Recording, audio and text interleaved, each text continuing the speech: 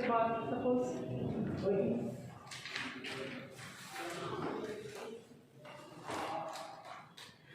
Okay guys, आज आपको मुझे जो पढ़ाने के लिए बोला गया था वो था verbal reinforcement, schedule of reinforcement, verbal learning. तो हमारा छोटा सा टॉपिक है। तो पहले हम शुरू करते हैं रेनफोर्समेंट से।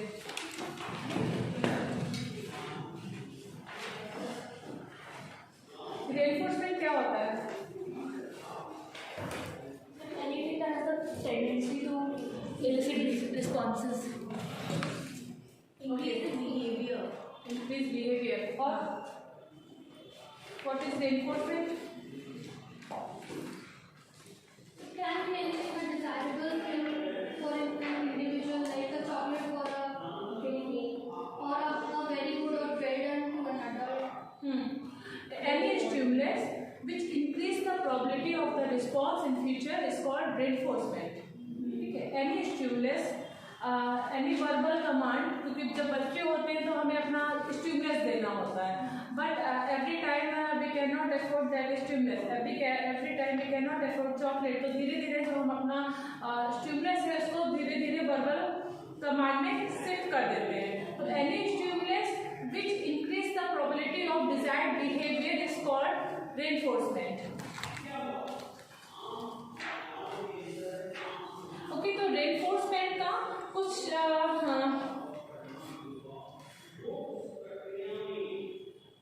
क्या क्या पोटेंशियल होती है?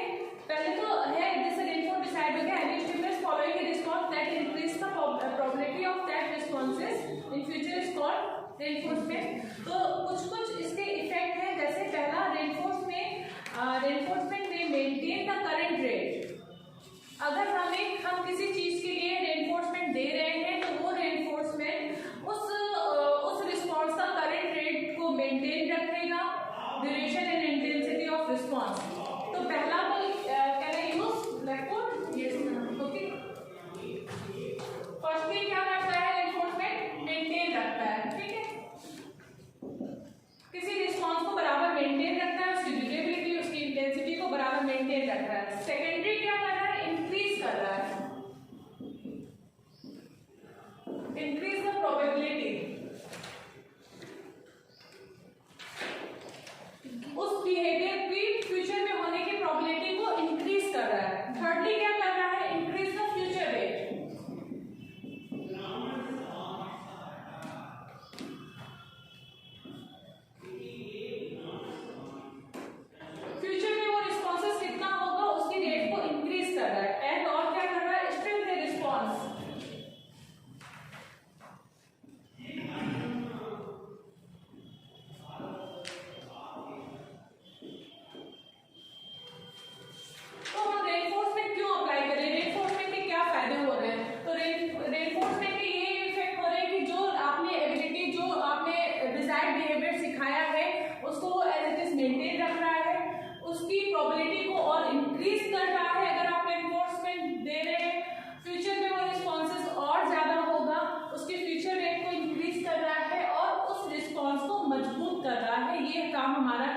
रेनफोर्समेंट। तो ये जो रेनफोर्समेंट होता है ये दो तरीके का होता है, positive and negative.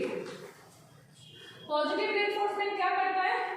Positive reinforcement is defined as the contingent provision of stimulus following a target behaviour.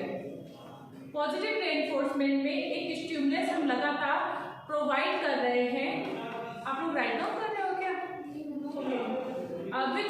which result in an increase or maintenance of the frequency, duration or intensity of the target behavior. Okay, तो positive reinforcement में continuously provide करा जा रहा है। Purpose क्या है? Increase the behavior. Increase the behavior, increase the probability of behavior। यानी positive reinforcement में हम कोई स्टिमुलस प्रोवाइड कर रहे हैं विद द इंटेंशन कि that response will occur in future again and again.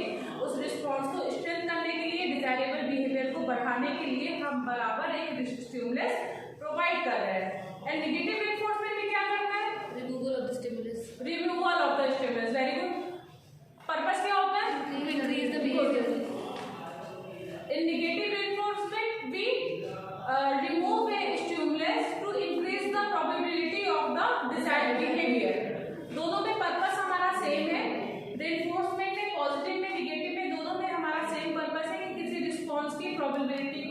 बढ़ाना है, बट पॉजिटिव में हम एक स्टिमुलस प्रोवाइड करते हैं और निगेटिव में हम रिमूव कर देते हैं। जैसे एक बच्चा काम नहीं कर रहा है तो अगर उसको बोला गया कि तुम अपनी पढ़ाई कर लोगे तो तुमको चॉकलेट मिलेगी, वो बच्चा अगर पढ़ाई कर लेता है तो हम उसको चॉकलेट देते हैं, दिस इज पॉजिटिव रिमूव। एक बच्चा है रोज उसको बाथरूम साफ करना होता है बट ये काम उसको बहुत हेटिंग लगता है, पसंद नहीं आता है, तो हम उसको बोलेंगे ठीक है इट्स ओके, अगर तुम आज अपना काम कर लोगे तो तुम बाथरूम मत साफ करना।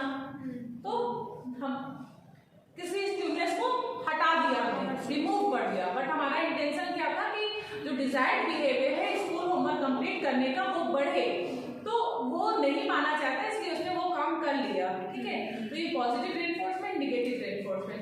What is the difference between negative reinforcement and punishment? यहाँ पनिशमेंट में बिहेवियर डिक्रीज होता है, डिक्रीज होता है। यस, डिक्रीज करने के लिए हम लोग पनिशमेंट दी जाती है, प्रोवाइड किए जाते हैं, स्टिमुलस की वजह से प्रोवाइड करते हैं। Basic difference between positive negative reinforcement and punishment की दोनों में पनिशमेंट में जो हमारा पर्पस होता है किसी स्टिमुलस के अप्लाई और रिमूवल का, वो होता है किसी रिस्पॉन्स की प्रोबेबिलिटी को डिक्रीज करना।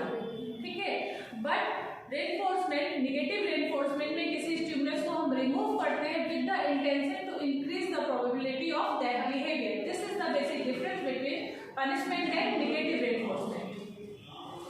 Now we talk about the schedule of reinforcement. Ma'am fourth continuous omission training भी है जी सर, फोर्थ जो कंटिन्यूसी है रेनफोर्समेंट की ओमिशन ट्रेनिंग भी है। हाँ बट सर हमें रेनफोर्समेंट ही पढ़ना है ना। ओमिशन है, ओमिशन में हम किसी बिहेवियर को भूलने के लिए रेनफोर्समेंट देते हैं कि सपोज आप एक चीज करना सीख गए हो तो अभी वो चीज आप नहीं करो, उसके लिए हम आपको रेनफोर्समेंट दे रहे हैं, रिवॉर्ड दे रहे हैं, दैट इज ओमिशन। यानी फोर्सफुली एक रिवॉर्ड देकर हम उस चीज को जो जो ट्रेनिंग हमने दी थी वो अनट्रेन कर रहे हैं, अनट्रेनिंग दे रहे हैं, हटा रहे हैं कि अभी मैंने आपको सिखाया था ये लीवर दबाने पर आपको खाना मिलेगा, अभी आप ये लीवर नहीं दबाओगे तब मैं आपको खाना दूंगी दैट को, और अगर डायरेक्ट लीवर दबा देगा तो खाना नहीं दूंगी, और नहीं दबाएगा यानी जो उसने रिस्पॉन्स सीखा था उसको नहीं करेगा तब मैं उसको रिवॉर्ड दूंगी। तो ओमिशन में फोर्सफुली किसी चीज को भूलना सिखाते हैं, जबकि एक्सटेंशन होता है कि अगर no longer stimulus is provided तो वो अपने आप चीजें फेड हो जाती हैं और वो करना भूल जाता है। ठीक है, यानी जो एक्सटेंशन है वो एक सीखने के बाद जब आप रेनफोर्समेंट नहीं दे रहे हो तब होगा। ओमिशन में आप फोर्सफुली उस चीज को भुलाना सिखा रहे हो, एंड रेनफोर्समेंट आप बिहेवियर को स्ट्रेंथ कर रहे हो, पनिशमेंट में आप बिहेवियर की जो स्ट्रेंथ है उसको वीक कर रहे हो, डिजायरेबल बिहेवियर को बढ़ा रहे हो। ये सारे स्किनर के कंसेप्ट हैं।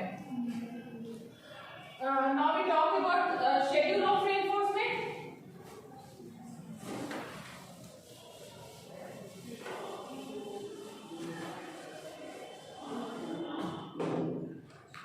शेड्यूल ऑफ रेनफोर्समेंट है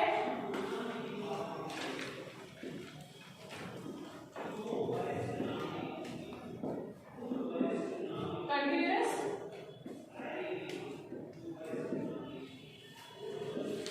schedule, reinforcement and partial। Continuous में क्या होता है, एवरी करेक्ट आंसर के बाद तुरंत रेनफोर्समेंट दिया जाता है, जितनी बार वो सही रिस्पॉन्स करेगा सब्जेक्ट उतनी बार हम उसको रेनफोर्समेंट देंगे। पार्शियल शेड्यूल में जब भी सही रिस्पॉन्स करेगा कभी हम रिवॉर्ड देंगे, कभी नहीं देंगे। ठीक है, तो कंटिन्यूअस हो गया, reinforcement is delivered after every correct response. Partial में क्या कह रहा है, not necessary that reinforcement will be delivered after every correct answer. कोई भी जरूरी बात नहीं, कोई जरूरी नहीं है कि हम उसको हर करेक्ट आंसर के बाद हम उसको इनाम दे ही दे। ठीक है, तो partial is further divided into two, ratio and interval, ratio and interval. Gas clear करती हूँ, 1 second. Ratio is further divided into two, fixed ratio and variable ratio.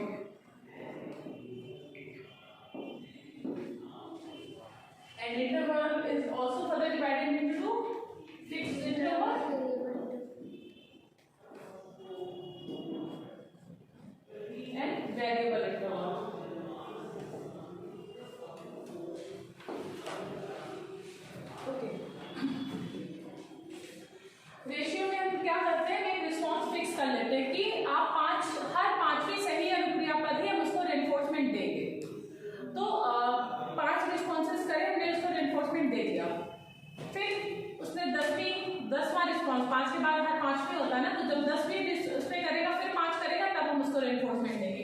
एक रेशियो हमने फिक्स कर लिया है कि हम वो कितना रिस्पॉन्स करेगा तब हम उसको रेनफोर्समेंट देंगे, तो that is called fix ratio. ठीक है। वेरिएबल रेशियो में क्या है कि हमने फिक्स नहीं करा, हमने प्राणी को बोल दिया, सब्जेक्ट को बोल दिया कि आप रिस्पॉन्स करते जाओ, मैं कभी भी दे दूंगी। हो सकता है मैं दूसरे रिस्पॉन्स पे इसको रेनफोर्समेंट दे दूँ, हो सकता है मैं चौथे पे दे दूँ, हो सकता है मैं छठे पे दे दूँ, हो सकता है फिर मैं 7वें पे दे दूँ, हो सकता है फिर मैं 12वें में दूँ। तो जो एक होप और एक्सपेक्टेशंस है वो हमेशा बनी रहती है कि मुझे कभी भी रिस्पॉन्स मिल जाएगा।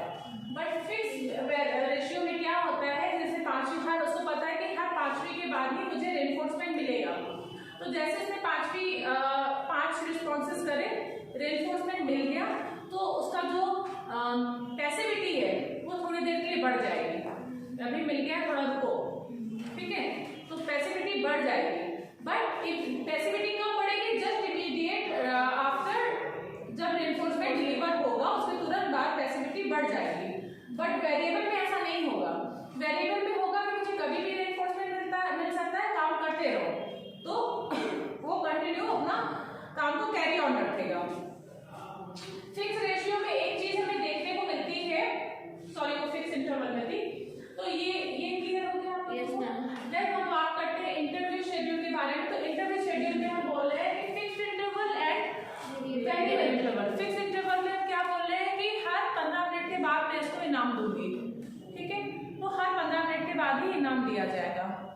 वेरिएबल इंटरवल में क्या कह रहे हैं कि आपका सैलरी महीने में कभी भी आ सकता है, आप काम करते जाओ, तो काम करते जा रहे हैं, हमको पता है कि हमें कभी भी सैलरी मिल जाएगी। बट फिक्स में क्या हो रहा है कि 1 तारीख को ही मिलेगी, एक पूरा महीना निकल जाएगा तब मिलेगा। वेरिएबल में क्या है कि कभी भी हमें बीच में रेनफोर्समेंट मिल जाएगा, ठीक है। तो जो फिक्स इंटरवल की अगर हम बात करते हैं तो एक चीज होती है स्कॉल्पिंग इफेक्ट। स्कॉल्पिंग इफेक्ट क्या होता है?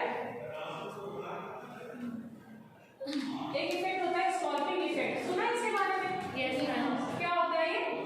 मैम जब वो ड्यूरेशन पास होने वाली होती है, जब आपको रिवॉर्ड मिलने वाला होता है, तो आपकी एक्टिविटी लेवल थोड़ा इंक्रीज हो जाता है। गुड, इसको बोला एक नाम दे दिया गया है स्कॉल्पिंग इफेक्ट, कि जैसे ही हमें इनाम मिल जाता है थोड़े पैसे हो जाते हैं, बट फिर जब वो ड्यूरेशन हमारा आने लगता है, हमें 1 तारीख को सैलरी मिली है, अब सैलरी मिलने के बाद 8-10 दिन के लिए रिलैक्स हो गए, फिर अभी पता है कि अब 20 तारीख हो गई, महीने के 10 दिन बचे, फिर मैं बहुत एक्टिव होकर जुड़ गई, तो वो क्या हुआ? स्कॉल्पिंग इफेक्ट, कि जब हमारा कुछ बहुत स्मेल आ रहा है ना अजीब सा,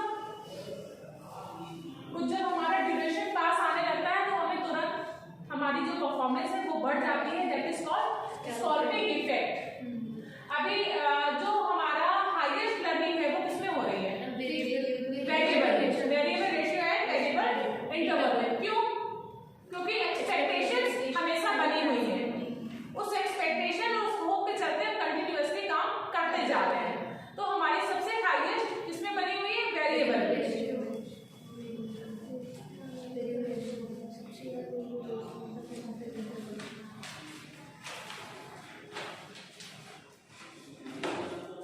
तो गाइस ये था आपका schedule of reinforcement. Scalloping effect हम लोग सिर्फ फिक्स इंटरवल में देखेंगे या कि हर schedule of reinforcement? Fix interval नहीं होगा।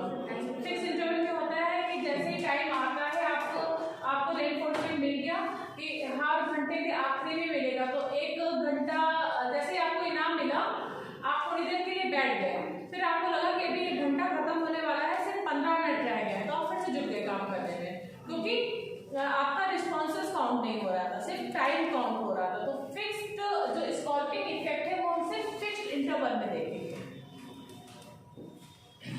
देन आता है आपका वर्बल लर्निंग। वर्बल लर्निंग क्या होती है गाइस? आप लोगों के साथ मेहनत कम करनी पड़ रही है, क्योंकि आप लोग ऑलरेडी मास्टर हो।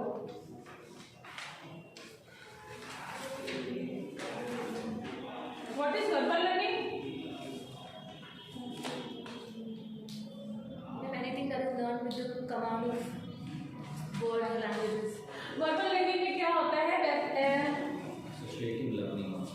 एसोसिएटिव लर्निंग होती है, हम शब्दों को, डिजिट को, नंबर्स को सीख रहे होते हैं, ठीक है। तो वर्बल लर्निंग का जो सबसे verbal learning is the process of actively memorising new materials using mental pictures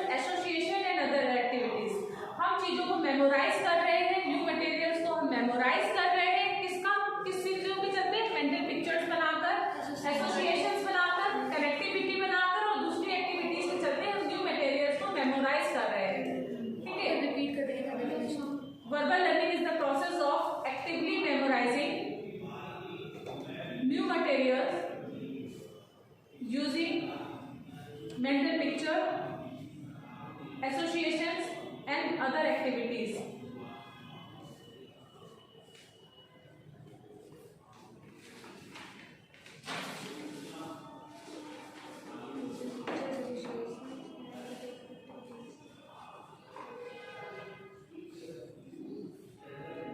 तो अगर हम वर्बल लर्निंग का एक जो सबसे अप्रूव डेफिनेशन है कॉफर का, वर्बल लर्निंग में सबसे पहले किसने काम करा है? एबिंगहॉस ने। एबिंगहॉस ने सबसे पहले साइंटिफिकली वर्बल लर्निंग में स्टडी करी थी। और जो वेल नोन डेफिनेशन है कॉफर की, तो वर्बल लर्निंग में बोला गया है शाब्दिक सीखने से जांच या अध्ययन के एक ऐसे क्षेत्र का पता चलता है जिसमें उन प्रक्रियाओं या घटनाओं में एक सेकंड गाइस में अभिरुचि का केंद्र होता है, जिसके सारे व्यक्ति अभ्यास के माध्यम से दो शब्दों के शाब्दिक एकांशों को एक साथ संबंधित करता है, क्रमों को सीखता है। ओके, यानी थ्रू प्रैक्टिस, थ्रू एसोसिएशन हम कुछ वर्बल मटेरियल को सीख रहे हैं। तो अगर हम पूरा डेफिनेशन को फोकस करते हैं तो ये होता है कि through practice, through one trial या टू ट्रायल्स या और मेनी ट्रायल्स लगाकर कुछ इंटेंशन और इंटरेस्ट के साथ हम शब्दों को सीख रहे हैं, उनकी एसोसिएशन को सीख रहे हैं और एक सिस्टमैटिक रूप में अरेंज कर रहे हैं, दैट इज वर्बल लर्निंग। यानी जो शब्दों के साथ आपका हेरफेर होता है, मैनिपुलेशन होता है एक सिस्टमैटिक वे में, वो है आपका वर्बल लर्निंग। तो वर्बल लर्निंग में कौन कौन से मटेरियल यूज होते हैं? कौन कौन से मटेरियल यूज होते हैं? CVC diagram. सीवीसी ऑलरेडी आप लोगों को आता है पता।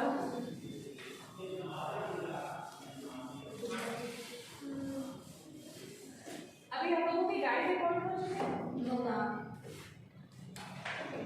तो पहला है नॉनसेंस सिलेबस,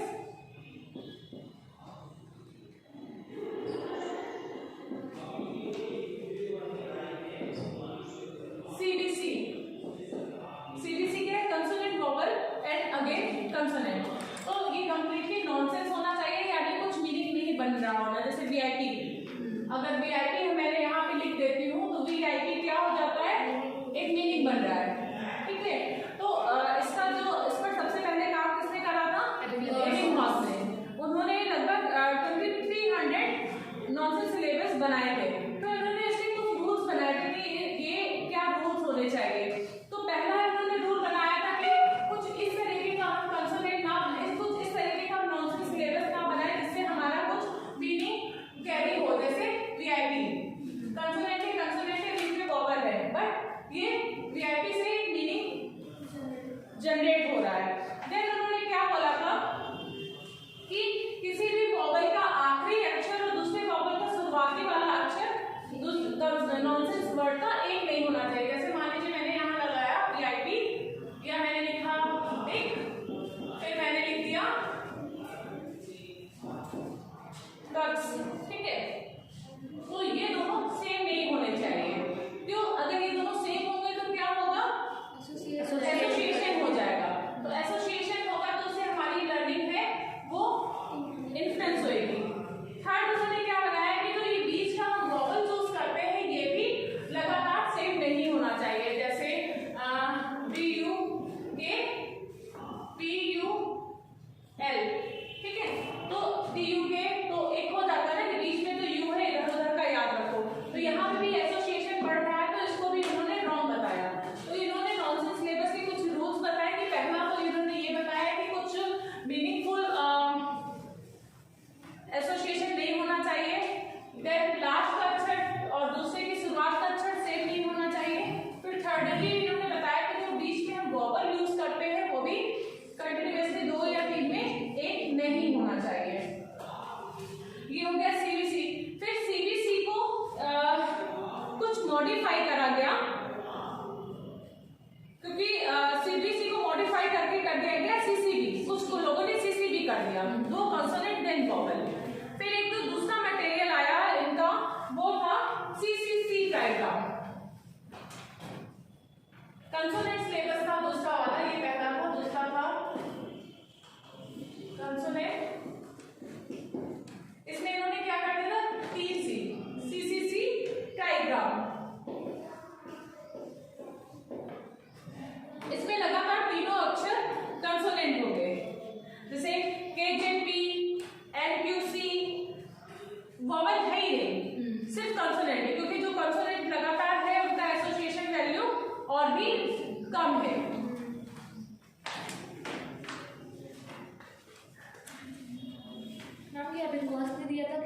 और लोगों ने बाद में दिया है जी अभी जो नहीं, ये और डिवीजन हुए हैं उनमें दिया है। एबिंगहॉस ने तो मेनली आपका सीबीसी बताया था, बट जैसे जो सीसीबी हुआ था उस पर सबसे ज्यादा स्टडी करी अंडरवुड ने। जी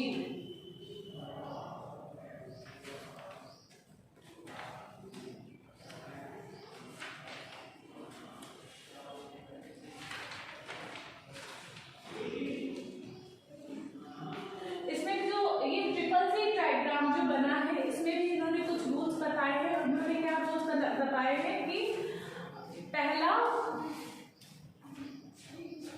रिपीटेशन नहीं होना चाहिए। जैसे बीच का जो अक्षर है जैसे जेड के P and I don't know बेटा, ये बीच में कॉन्सोनेंट का रिपीटेशन नहीं होना चाहिए, क्योंकि अगर हमारा रिपीटेशन होगा तो एक को अगर हम याद करेंगे तो दूसरे का एसोसिएशन थोड़ा सा बढ़ जाएगा। फिर इसके बाद आया multiple nonsense unit. Multiple nonsense unit आपका 3rd नंबर का है। मल्टीपल नॉनसेंस यूनिट में आप क्या कर रहे हैं कि और भी ज्यादा इन्होंने जो डिजिट्स के लेटर्स थे वो बढ़ा दिए।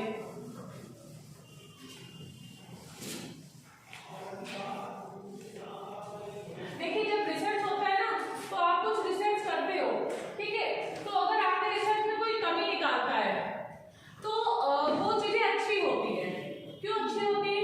क्योंकि शुरुआत तो आपने की है ना। तो जैसे कि हमारी जो भी जैसे नॉनसेंस सिलेबस बना तो नॉनसेंस सिलेबस में सबसे पहले किसका नाम लिया जाता है? एबिंगहॉस का।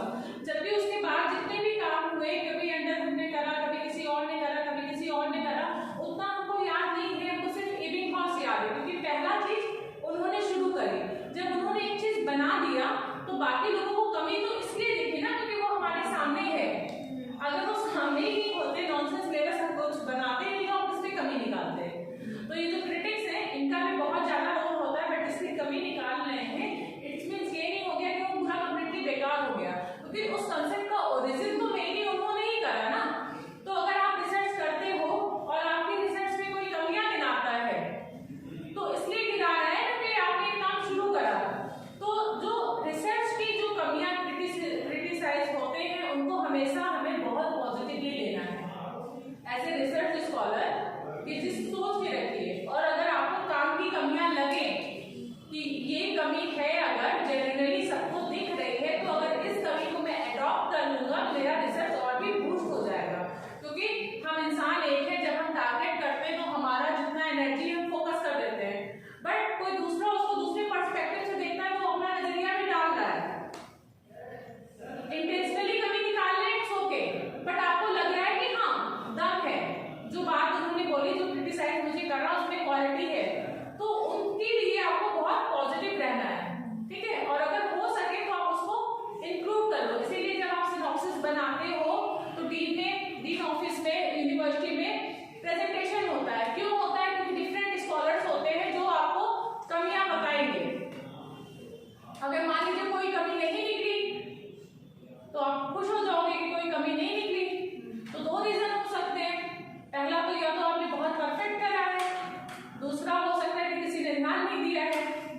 तो कमी निकलना है, और परफेक्ट हो ऐसा बहुत कम होता है, क्योंकि कुछ ना कुछ गलतियां हम लोग कर ही देते हैं।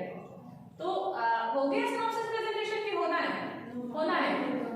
तो तैयारी करिए। अगर कुछ कमियां निकले तो उसको पॉजिटिवली लीजिएगा, क्योंकि वो सजेशन इंक्लूड करके जब आप अपना रिसर्च शुरू करोगे तो और दमदार होगा, ठीक है। फिर जो मल्टीपल नॉनसेंस सिलेबस यूनिट आती है उसमें सबसे ज्यादा करा है गैम्बल ने।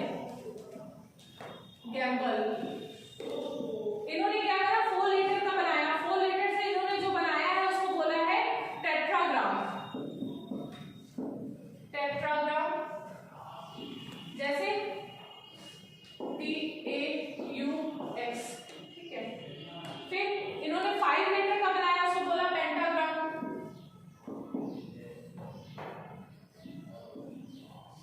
इन्होंने 6 लेटर का भी बनाया, उसको इन्होंने बोला हेक्साग्राम। इंटेंशन वही था कि एसोसिएशन वैल्यू कहां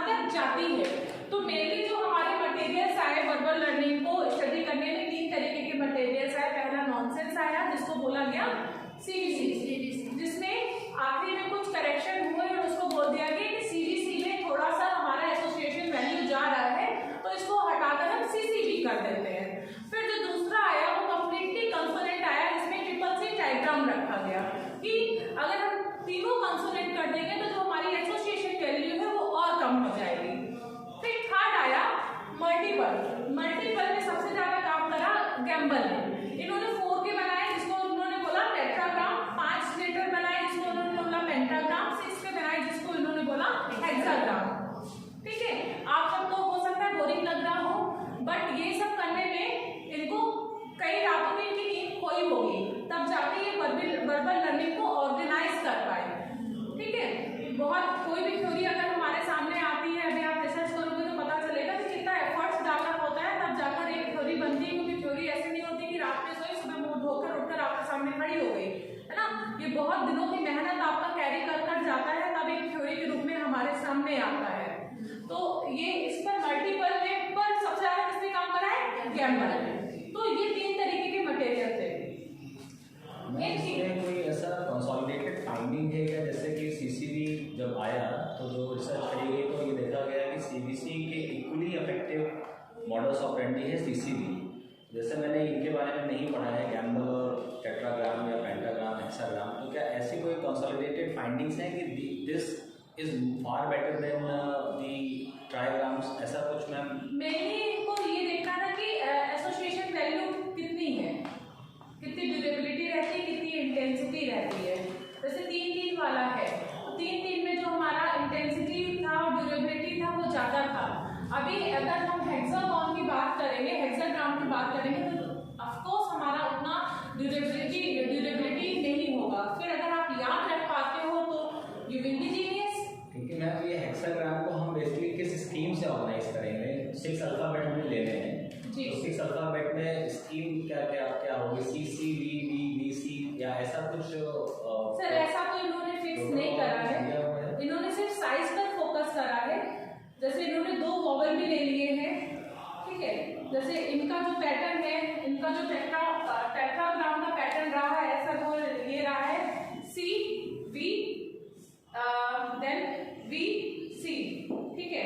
कुछ भी करा है इन्होंने, फिर इन्होंने कर दिया है सी सी